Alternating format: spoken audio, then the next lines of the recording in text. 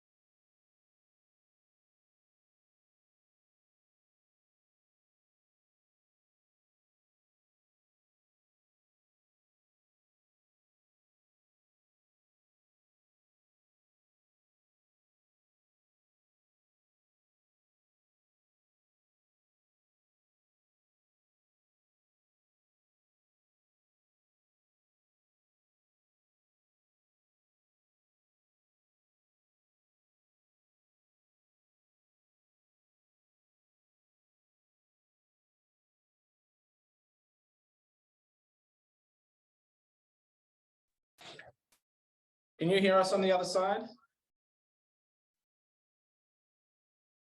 All right, that's good to know. Thank you very much for those responding. Not the people inside now.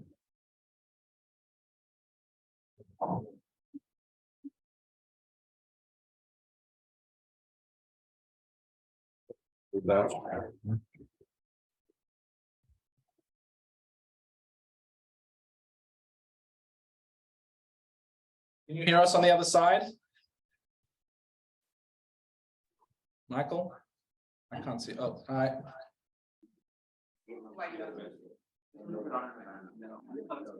We're just gonna put it off, but I don't know what it was. Somebody just had like You just got clear annotations. That's clear annotations. Yeah. Thanks.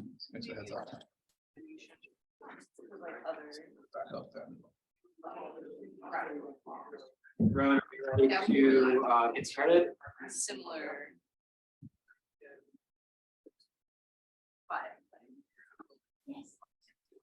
Yeah. Rowan, can you hear me? Yeah, can you hear us? Yeah, you ready to get started? Yeah, I guess that's what I would.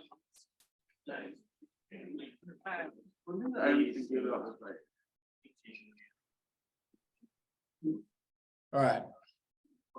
Well, whenever you feel comfortable on your side that the trickle has slowed down, I think we're good. I don't know how many more people are coming at 9 a.m. on a Monday, so nice job for those who did. So whenever you're ready, Michael. Everybody, I'm Daniel. I'm a 1L here at Columbia. Me and Michael will put the event together today with a lot of help from our co-sponsors who we want to thank. The Columbia Law and Political Economy Society, the Willamette Law and Political Economy Society, as well as the Modern Money Network and Public Money Action. And we also want to thank the AV and IT team for getting us set up to this cool event today on both coasts, as well as our caterers at DIG. Folks, feel free to keep filing in. We've got a lot of exciting things to talk about today, so we're going to get started. And with that, I'll turn it over to Professor Kate Judge. All right, I want to keep my opening comments incredibly brief because we have a wonderful panel and an incredibly important and timely topic. I want to start though really briefly by really thanking the student organizers along with all of our panelists for being here part of this important conversation, and really also to situate why it is so important and valuable that the law and political economy student organizations are the ones who are supporting this overall conversation today and part of the broader movement. So for those outside of legal academia, who are hopefully a good amount of the people who are currently I was gonna say I will see it every year. So those who are outside of the law and political economy, I should know this. I drove all the people crazy during the teaching during students. I can't stand still. Know that actually one of the most valuable contributions that the LPA movement has made economic policy making is not just the specific ideas put forth by those that are going to be speaking today and others who help to do things like reinvigorate the conversation around competition policy, but to really change the paradigm over who it is that ought to be engaging in those conversations and what it ought to look like. For far too long, economic policy making, generally speaking, had really been delegated to the domain of technocrats with the idea that there were going to be expert answers to difficult questions over how best to structure the economy and the types of solutions that ought to be on the table. And the biggest contribution of the LPA movement has been not to dismiss expertise, everybody's going to be speaking today, is expert on the topic that we're going to be covering, but instead to really broaden the field of the type of experts that we need, understanding that these are not matters of just technocratic expertise, but instead there's going to be incredible range of ramifications, and simultaneously opening the door for experience and lived experience to play a meaningful role shaping these debates. So suddenly economic policy making is not going to be something that is done where we are delegating or handing off to experts, but instead is part and parcel of the democratic enterprise and trying to figure out what's at stake, what are the various values that we care about, and quite importantly, as today's conversation reflects, how can we be creative about thinking about the options before us? And let's look a little more critically at a lot of what we viewed as constraints, as potentially self-imposed constraints, as opposed to constraints that actually need to be binding. And it's against that backdrop that we are going to have a really exciting conversation today. And it's a conversation not only about whether we ought to mint the $1 trillion coin, but about the debt ceiling. Like why this thing actually even exists. What are the functions it's playing, and what are the functions potentially not playing? In some ways, it's an incredibly depressing conversation about everything that some people view as broken about how politics is currently happening. I would actually view it as an incredibly hopeful conversation because we're having this conversation. Because the Treasury Secretary actually feels obliged to weigh in, and major publications are weighing in on whether or not this is the right path forward. And the question for me is not just, is this the right path forward? But is this a conversation we need to be having? And part of what we're seeing is this is now a conversation that we're having. So with that, I'm really excited to turn it over to 4 people who have been so critical to helping ensure that this is a conversation that we ought to be having. In the order that they will be speaking, we're going to start off going to the West Coast, where we have Phil Steele, President of the U.S. Monetary Reserve, and previously 35th Director of the U.S. Mint, Chief of Staff to the U.S. Treasury Department, and Majority Staff Director for the Senate Finance Committee. In addition to all this policy making, he also brings a business perspective to this conversation. Stephanie Kelton joining us right here, Professor of Public Policy at Stony Brook University, formerly Chief Economist for the U.S. Budget Committee, Senior Economic Advisor for the Sanders campaigns in 2016 and 2020, and overall incredibly influential in expanding the policy window when it comes to thinking about what we want to achieve through monetary policy, but more importantly also through how we have to be thinking about the deficit, Joe Weisenthal, executive editor for Bloomberg Digital, co-host of OdLab, and again, just somebody who's been incredibly prolific in trying to figure out how to broaden the engagement around these issues. And of course, our moderator and one of our key organizers, Rohan Gray, professor at Willamette University and head of the Modern Monetary Network. So it's an incredibly wonderful lineup. And hopefully hold on to your questions, because I think we also want to try to structure it in a way that facilitates really robust conversation. So with that, I will turn it over to Philip. All right, let me just pull it up for us. All right. Well, first of all, I'm delighted to be here. I think the expertise I bring to the table is, number one, I wrote the bill that created the $1 trillion coin. Sometimes the question is brought up about, well, how did you do that? You weren't a member of Congress. The fact of the matter is members of Congress don't write bills. Bills are delivered to their office, and sometimes by lobbyists, sometimes by agencies, sometimes by committee staff. They go through the process of being formalized by the Legislative Council. I happen to be the head of the agency, the United States Mint at the time. That, by the way, is a presidential appointment with Senate confirmation. I have stories about the confirmation process I can tell, but I'm not going to get into here. As the head of the agency, I conceived of the $1 trillion coin. I had very specific objectives in mind. I am a Democrat. I was appointed by a Democratic president, Bill Clinton. I worked with a Republican committee chair. So this was a bipartisan effort. Together we passed that bill. And the fact that it can have a $1 trillion denomination on it was absolutely part of the intent. We did not foresee putting that kind of face value on the coin, but it was very explicit. And in fact, it was the first time, to my knowledge, in American history in which Congress had not mandated the face value of a coin, but had left it to the discretion of the Secretary of the Treasury. I think the other expertise that I bring to the table is that as a chief of staff at the Treasury Department to the Secretary at the beginning of the administration, I have insight into how decision-making is made and the political and policy aspects of decision-making inside at the highest levels of the Treasury Department, including its interaction with the White House. I was the Treasury Department's liaison with the White House in my position, and also with the Federal Reserve. And then I also spent time at very senior levels of Congress as legislative director to Lloyd Benson, Democratic senator from Texas, and as the staff director of the Senate Finance Committee. So I think those are the perspectives and the expertise that I bring to the table. And like I said, I'm delighted to be here and address some of the myths that have been spun around the $1 trillion coin and answer any questions. Do you want to jump over to Joe? Is that next? Sure. I think you're ready. What do you guys? Okay, I will. My apologies.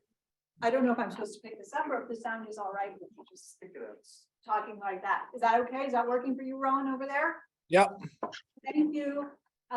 Thank you really to Rowan for organizing this and for all the people who do the work on the back end. This is my first bi-coastal event, so this is pretty cool. And I am impressed already that the technology has gone off without a hitch and we're all here together having this, I think, really important conversation. So, you know, I'm not an expert on the platinum coin. I'm not a legal expert. So my background and I guess expertise is I'm in a different lane. I'm an economist. I'm a macro economist and I teach finance and budgeting. And as you heard, I work in the Senate. So I have a little bit of experience dealing with the sort of budget fights and the kind of stuff that we're being treated to once again today around the debt ceiling fights and so forth.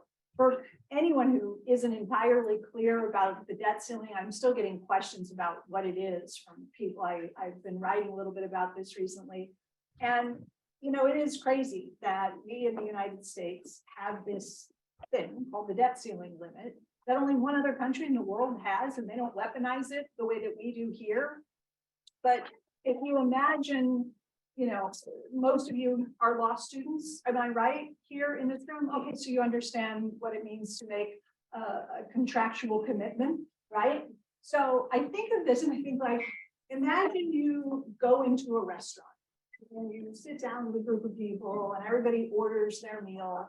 And the waiter takes the order off to the kitchen and the chefs get to work preparing the meal. You're on the hook, right? You placed an order, you have an obligation to pay for the food that you ordered. How many times does the waiter come back to the table while the food's being prepared and say, are you sure you want the snapper? Do you really want the scallops that you just, it would never happen. Nobody comes back to you and asks you to reaffirm your order once you've placed it.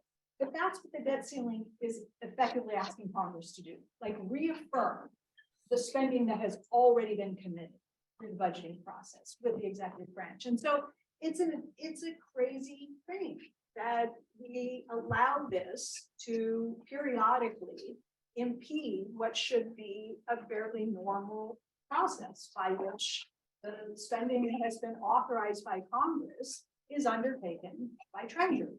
Right, but now we have this situation where, two different sort of sets of instructions are being sent. On the one hand, this is what we want the executive branch to spend. And on the other hand, oh, by the way, we don't want any more treasuries outstanding than are currently out there, right? So don't issue any more.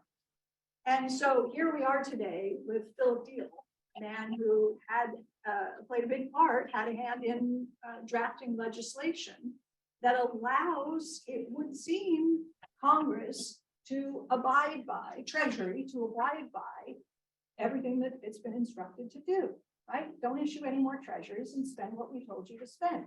And by the way, it was Congress who created that avenue through which Treasury can do it all, right? And that's what we're here to talk about today, I guess, is exploiting what many are calling a loophole. And I'm sure we're going to hear more about sort of the original intent in that legislation and so forth. But the reality is the alternatives are, it seems to me, pretty unthinkable, whether you violate the Constitution in one form or another, or you do this thing that on the surface people say, that seems a little weird, right? But I think Joe's going to make a really good point about how the coin is like the least weird thing that we do when it comes to creating money and spending. And historically, it's probably the most normal way to go about making expenditures. So Yeah, I'll pick it up. So thank you for that. I'm Joe Weisenthal. I co-host, been a journalist for a long time, always like finance and economics and markets. I currently co-host the Outlaws podcast at Bloomberg. And I've been interested in the coin really since people, the very first of the multiple debt ceiling fights. I've seen it in 2011, and as soon as I heard about it, I was like, yeah, that makes sense. And I've been pretty convinced that that's a legal option. And as a journalist, what's interesting about it for me is the sort of opportunities that this discussion gives in terms of understanding how our sort of monetary and fiscal system works. There are so many embedded lessons in it just from this one topic that are really interesting. Stephanie talked about the sort of absurdity of the debt ceiling and how contrived it is, but also why how does inflation happen? Because of course intuitively a lot of people say, oh, you mint $1 trillion coin. Well, welcome to Zimbabwe. This is inflation. So why is that or is that not the case? There's a really interesting lesson. How is it fundamentally or not fundamentally different from issuing treasuries from an economic perspective? What does it mean to add another trillion to an asset that the Fed holds? These are all really sort of interesting questions that even in the absence of ever minting $1 trillion coin, by having these conversations, I think we can learn more about the system as it is. And so from a journalistic perspective, that is my main interest in it. All these other things that we can learn by having this discussion. I mean, as Stephanie was saying, and we were talking earlier, it really does seem to me on some level governments have been issuing coinage like over 2,000 years, 2,500 years or 600 BC, something like that. It's not weird. Like, and I, to my mind, it's like these legal questions. What's the Supreme Court gonna say? What's the Fed gonna say if they try to deposit? I'm like, a coin? Like, this is like some like really crazy innovation that's unthinkable. Like, yeah, the denomination would be a bit higher than normal. I think everyone would acknowledge that, but on the other hand, like, you know, look at any coins you have in your pocket or piggy bank, like no connection between like the nominal face value and like the metallic content or anything like that. And so, you know, to me, it's just like a very interesting way of like learning about our system. And I think, you know, I'm not supposed to have opinions as a journalist, but I think a default would be probably very bad for the economy. And so avoiding default seems like a very good thing, and to the extent that it's legal. And I think it's extraordinary that, you know, it's so cool to be on a panel alongside former Mint Director Deal. The legal issues are all the legal like background is so true.